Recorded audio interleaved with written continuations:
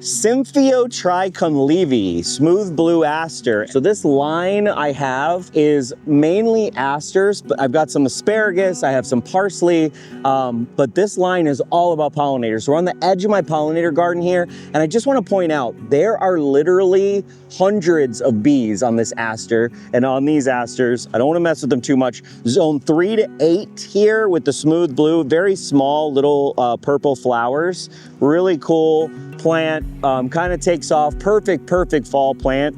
And again, just bees, love them, bees everywhere. Symphyotrichum novae-angliae.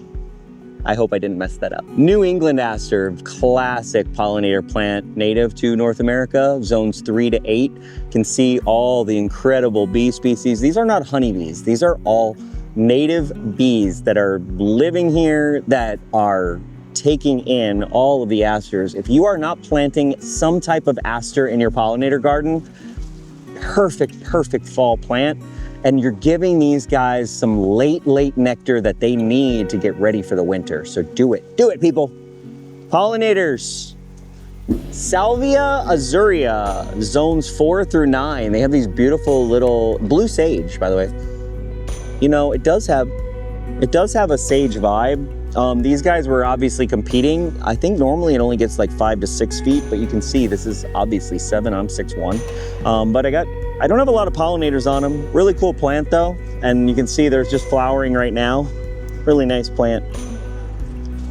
Solidago rigida. This is stiff goldenrod, zones 4 to 9. This is a native species. This is kind of the goldenrod side of the pollinator garden. So again, I've got the asters to anchor the other side, and then I have some goldenrod over here. So some nice fall pollinator plants. I don't grow any Solidago canadensis, which is the main goldenrod. The other thing to note about goldenrod is it does not create issues for allergens for people. A lot of people think that it does.